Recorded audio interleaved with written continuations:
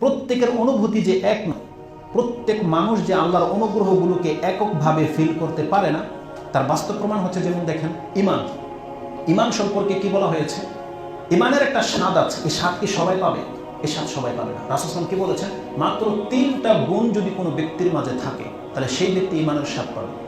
আনাস রাদিয়াল্লাহু তাআলা থেকে হাদিসটি বর্ণিত হয়েছে, বুখারী মুসলিমের উভয় কিতাবে আপনি পাবেন। ইমানের অধ্যায় বুখারীতে হাদিসটি রয়েছে 16 নম্বরে এবং মুসলিমে হাদিসটি রয়েছে 69 নম্বরে, একেবারে প্রথম দিকে রয়েছে। قال রাসূলুল্লাহ সাল্লাল্লাহু আলাইহি ওয়াসাল্লাম সালাসাতুন মান কুন্না ফিহি ওয়াজাদা হালাওয়াতাল ঈমান। যেই ব্যক্তির মাঝে 3টা গুণ আছে তার মানে সেই ব্যক্তি ইমানের স্বাদ পাবে। কে? তার একটা হচ্ছে আইয়াকুনাল্লাহু ওয়া রাসূলুহু আহাব্বা ইলাইহি মিম্মা সিওয়াহুমা।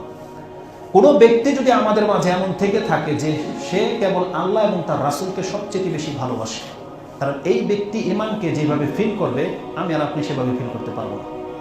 কারণ ভালোবাসা এমন একটা জিনিস, মানুষ ভালোবাসার জন্য সবকিছু করতে প্রস্তুত, সবকিছু করতে পারে, আর ওই কাজটা তার জন্য সবচেয়ে বেশি সহজ হয়। ভালোবাসার মানুষের জন্য ওই কাজটা করা, ভালো লাগা কাজটা করা তার জন্য সবচেয়ে বেশি সহজ হয় আর সুন্দর হয়। এই জন্য রাসূল সাল্লাল্লাহু আলাইহি ওয়াসাল্লাম বলছেন, যেই ব্যক্তি আল্লাহ এবং তার রাসূলকে সবচেয়ে বেশি ভালোবাসতে পারবে, এই ব্যক্তি ঈমানটাকে যেভাবে বুঝতে পারবে, যে ঈমানটা যে কি, এটা যে ফিল করবে, এর স্বাদ পাবে, এটা অন্য কেউ পাবে না। কারণ আমাদের ওই জায়গাটা দখল করে আছে আমাদের গার্লফ্রেন্ড, কারো বয়ফ্রেন্ড, ওই জায়গাটাকে দখল করে রয়েছে কারো পয়সা, কারো দখল করে রয়েছে নারী, কারো দখল করে রয়েছে বাড়ি, কারো দখল করে রয়েছে ক্ষেত খামার, কারো দখল করে রয়েছে সম্মানবোধ। ওই জায়গাটা দখল করে আছে, কারণ সে ওগুলোকে ভালোবাসে। আল্লাহ এবং তার রাসূলকে সে অতটা বেশি ভালোবাসেন যতটা ভালোবাসে ওই জিনিসগুলোকে, যার ফলে কি হয়েছে, সে হালাল হারাম তামিজ করে না, যার ফলে তার চোখের সামনে আল্লাহ এবং তার রাসূলের মানহানি হচ্ছে, ইসলাম অবমানিত হচ্ছে, তার গায়ে লাগছে না, কারণ তার ওই জায়গাটা অন্য কিছু দখল করে আছে।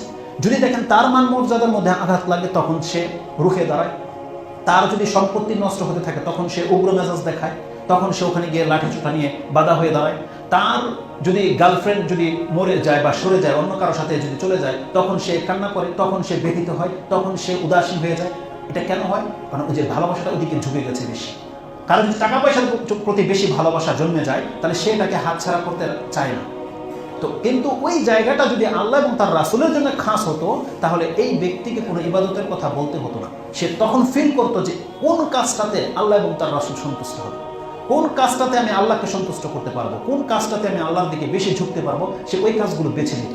তার রাসূল সাল্লাল্লাহু আলাইহি ওয়াসাল্লাম বলছেন, যেই ব্যক্তির মধ্যে আল্লাহ এবং তার রাসূলের প্রতি সবচেয়ে বেশি ভালোবাসা থাকবে, এই ব্যক্তি ঈমানের স্বাদ পাবে। আর কোন ব্যক্তি?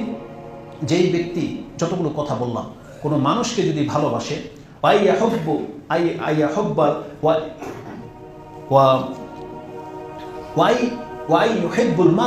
যদি সে কোনো ব্যক্তিকে ভালোবাসে, লা ইউহিব্বু ইল্লা লিল্লাহ, তবে সেটা হবে একমাত্র আল্লাহর সন্তুষ্টির জন্য।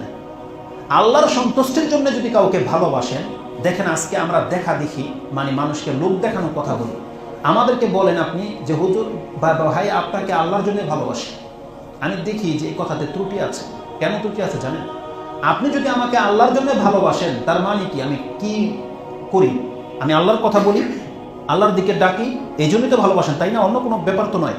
তাহলে আমার জায়গায় যদি অন্য ব্যক্তি, অন্য ভাই এসে যখন খুতবা দেয়, সেও তো আল্লাহর কথাই বলে, আল্লাহর দিকে ডাকে।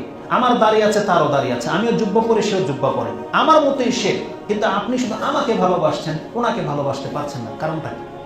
তার মানে বোঝা যাচ্ছে যে আপনার এই ভালোবাসার দাবি মিথ্যা। আল্লাহর জন্য যদি ভালোবাসা হতো তাহলে যেই আল্লাহওয়ালার গুণগুলো আমার মধ্যে আছে, এটা যার মধ্যে থাকবে তাকে আপনি ভালোবাসতে হবে, তাকে চিনেন আর নাই বা চিনেন। আপনি বাসে বসা একটা দাড়িওয়ালা বয়স্ক লোক বাসে উঠেছে, আপনি আল্লাহর জন্য কাউকে ভালোবাসেন, তাহলে এই লোকটার মধ্যে আল্লাহওয়ালার চিহ্ন আছে, টুপি আছে মাথায়, দাড়ি সাদা হয়ে গেছে, ভদ্রলোক, তাহলে আপনি তাকে সিটটা কেন ছেড়ে দিলেন না? যে কাজটা আমার সাথে আপনি করবেন, আমাকে দেখলে আপনি সিটটা ছাড়তে চাচ্ছেন, কারণ আল্লাহর জন্য আপনি বলছেন আমাকে ভালোবাসেন না, এটা ভালোবাসা নয়। আল্লাহর জন্য যদি ভালোবাসা হয় তাহলে আল্লাহওয়ালা যে কেউ হোক তাকে দেখলে আপনাকে শ্রদ্ধা জানাতে হবে। আপনি আমাকে বা অন্য একজন শেখকে ভালোবাসেন, তার কথাটাকে যতটা আপনি প্রেফার করেন, তার কথাটাকে যেভাবে আপনি মেনে নিয়েছেন, আরেকটা শেখের কথাকে আপনি ওইভাবে মেনে নিতে পারছেন না কেন? আপনি মেনে নেন না, সেটা আপনার ব্যাপার, কিন্তু তার প্রতি আপনি ঘৃণা কেন ছড়াচ্ছেন? তার প্রতি আপনি বিদ্বেষ কেন পোষণ করেন? তার সম্পর্কে আপনি গীবত কেন করেন? বা তার নেগলেক্ট কেন করেন আপনি? এটা তো আল্লাহর জন্য ভালোবাসা হলো না। রাসূল কি বলছে? কোনো ব্যক্তিকে যদি সে ভালোবাসে সেটা আল্লাহর জন্য হতে হবে, আল্লাহর জন্য ভালোবাসা।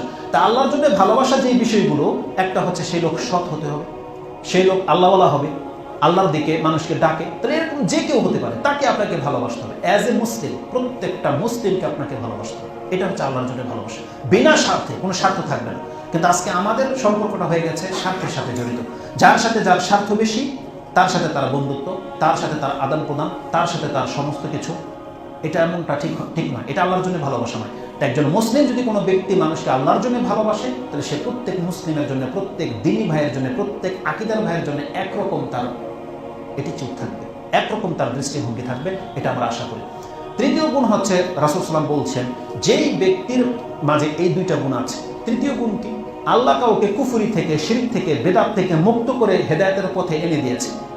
তার মানে সেই ব্যক্তি হেদায়েত পেয়ে যাওয়ার পরে ইবাদত ধরে নিল, সব জীবনযাপন করছে, আবার সে কুফরির দিকে ফিরে যাবে, ওটাকে সে অতটা ঘৃণা করে, কামা ইউকরাহু আইয়াকরাহু কামা ইউকরাহু ইউকজাফা ফিন্নার। রাসূলুল্লাহ সাল্লাল্লাহু আলাইহি ওয়াসাল্লাম বলছেন, ওয়া আইয়াকরাহু আইয়াউদা ফিল কুফর কামা ইয়াকরাহু আইয়ুকজাফা ফিন্নার। সেই ব্যক্তি কুফরের দিকে ফিরে যাওয়াটাকে ওইভাবে ঘৃণা করবে যেমন সে আগুনে পা রাখতে ঘৃণা করবে। আগুন থেকে সে যতটা বেশি পরহেজ করবে, সে ততটা বেশি পরহেজ করবে পাপের জীবন থেকে, কুফরের জীবন থেকে। তা যেই ব্যক্তির মাঝে এই মেন্টালিটি তৈরি হয়ে গেছে, এই ব্যক্তি ঈমানের স্বাদ পাবে। যেই ব্যক্তি এখনো তার গান শুনলে তার শরীরের ঝাঁকানি চলে আসে, যেই ব্যক্তি ওদিকে ঝুঁকে যায়, তার কারাহিয়ার, যেটা ঘৃণা জন্মায় নাই। কোনো ব্যক্তি সিগারেট খুলকে দেখে যদি তার ঘৃণা না জন্মায়, কোনো ব্যক্তি জেনা করছে এটা জানার পরে তার প্রতি যদি তার ঘৃণা না জন্মায়, কোনো মদখোর, সুদখোরের যদি তারপরও তার বন্ধুত্ব টিকে থাকে, তার মানে এই ব্যক্তি ঈমানের স্বাদ এখনো পায়। ঈমানের স্বাদ কে পাবে? শুধু আপনি হারাম থেকে বেঁচে নাই, বরং হারামটাকে আপনি ঘৃণা করেন। দেখেন আমাদের প্রত্যেকের মাঝে কিছু কিছু জিনিসের প্রতি ঘৃণা আছে। এখানে যদি ময়লা থেকে লেগে থাকে, মানুষের ময়লা, আপনি কতটা দূরে গিয়ে দাঁড়াবেন? কিন্তু দেখেন আমাদের নেচারটা কি? আপনি বলছেন আপনি গান শোনেন না, কিন্তু আপনার সন্তানগুলো ওই গানের সাথে জড়িত, আপনি বাধা দেন। আপনার এলাকায় সে গান বাজনা হচ্ছে, আপনার মুখে কোনো রকমের প্রতিক্রিয়া নাই, কোনো বাধা নেই। তার মানে আপনি ঈমানকে জিনিস বুঝেন নাই। আপনি বলছেন আপনি সিগারেট খান না, কিন্তু আপনার বন্ধু সিগারেট খান না, ও আপনার বন্ধু হতে পারবে না। কারণ আপনি এটাকে ঘৃণা করেন। তাহলে যাকে আপনি ঘৃণা করেন ও আপনার বন্ধু কি করে হয়?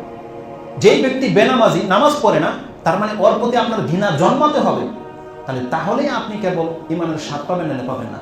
যার ফলে কি হয়েছে, আমাদের মধ্যে এখন খিচুড়ি হয়ে গেছে। দেখা যায় আপনি নামাজ পড়েও বেনামাজের বন্ধু হয়ে আছেন, কিন্তু যখন ও আপনার সাথে ভালো বিহেভ পাচ্ছে, তখন ওর নামাজের ধার ধারছে না। কিন্তু ও যদি আপনার কাছ থেকে ভালো অ্যাটিটিউড না পেত, সাহায্য সহযোগিতা না পেত, হয়তো ও সালাত করতো, ও হয়তো সৎ হতো, ওই হিন্দুটা মুসলিম হতো, যদি আমরা তাদের সাথে ঈমানের ভিত্তিতে আচরণ করতাম। কিন্তু আমরা সবার সাথে একেবারে গোলমিল খেয়ে মিলে গেছি, যার ফলে সমাজের কোনো পরিবর্তন আসছে না। যারা